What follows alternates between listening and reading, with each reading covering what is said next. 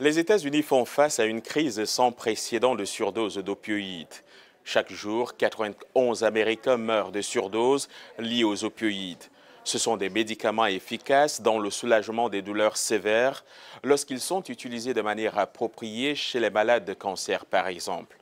Mais leur consommation abusive peut entraîner la dépendance, la surdose ou même la mort. L'abus d'opioïdes obtenus sur prescription et l'usage illicite d'héroïne ont tué près de 60 000 personnes l'année dernière, ici aux États-Unis. Dérivés synthétiques de l'opium, les opioïdes présentent les mêmes propriétés que l'opium, sans pour autant appartenir à la même famille chimique. Ils fonctionnent en stimulant directement ou indirectement certains organes situés au niveau du système nerveux. Les Américains en meurent presque tous les jours, par exemple dans les rues de Kensington, un quartier de Philadelphie. Luttant contre la dépendance aux opioïdes, Anthony, qui a préféré garder secret son nom de famille, dit avoir vécu l'expérience en personne. Je partais pour me droguer et j'ai trouvé un monsieur là-bas, mort. Il était là-bas depuis des jours, je veux dire. C'est l'enfant, le père ou le frère de quelqu'un. La crise d'opioïdes aux États-Unis s'est accentuée avec la prescription excessive de pilules comme l'oxycodone. Nulle part ailleurs, les gens n'utilisent des opioïdes comme en Amérique. Nous sommes 5% de la population mondiale et nous utilisons 85% des opioïdes du monde. Depuis 1999, 183 000 décès par surdose ont été attribués aux opioïdes obtenus par prescription. Le taux a presque quadruplé du fait de la nécessité d'opioïdes synthétiques plus puissantes fabriquées dans des laboratoires. Contrairement aux crises médicamenteuses précédentes aux États-Unis, celle-ci a commencé avec le médecin de famille. Le cabinet du docteur John Dombrowski travaille sur des solutions alternatives aux opioïdes.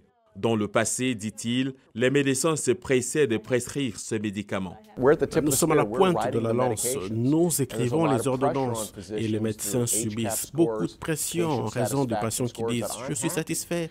Donc, si je veux un patient satisfait, je lui donne ce qu'il veut. Les opioïdes peuvent soulager la douleur, mais ils peuvent avoir des effets secondaires graves. Lorsqu'ils sont associés à d'autres médicaments, ils peuvent entraîner une dépendance. Faute d'opioïdes légaux, ils optent pour des alternatives moins coûteuses et illégales comme l'héroïne. Les toxicomanes ne peuvent plus acheter des pilules dans la rue. Alors l'alternative est d'obtenir un sachet d'héroïne de $10. Nous avons un sérieux problème dans ce pays avec la dépendance en général. Nous ne l'avons pas traité comme un problème de santé, comme cela se doit. Ainsi, pendant des années, nous avons laissé ce problème s'aggraver. Dans certains endroits de Kensington, c'est un marché de la drogue ouvert où les personnes dépendantes aux opioïdes viennent acheter et consommer.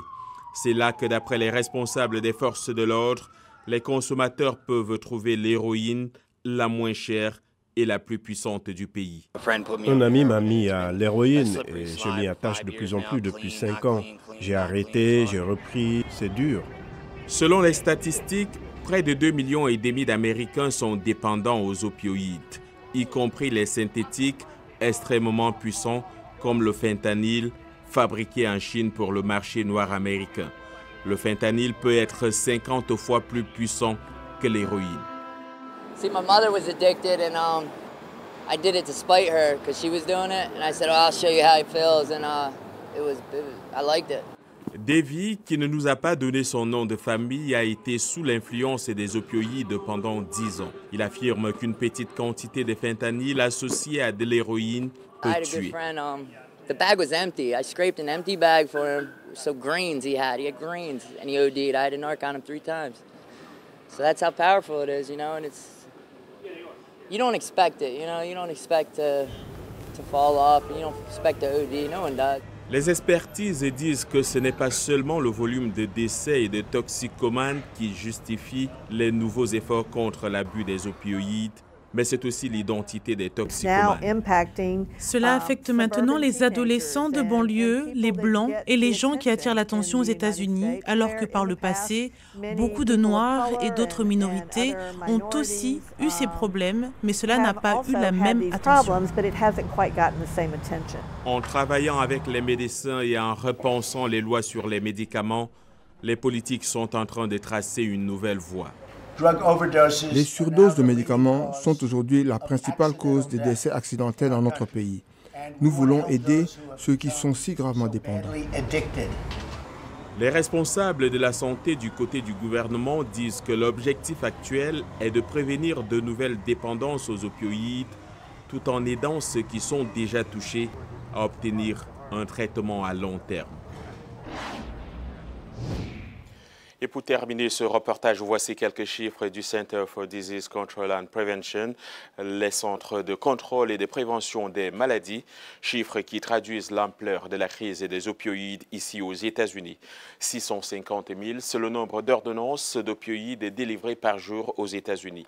Chaque jour, plus de 1000 personnes sont traitées dans les services d'urgence pour avoir abusé de cette substance. De 1999 à 2015, plus de 183 000 personnes sont décédées suite à des surdoses liées aux opioïdes.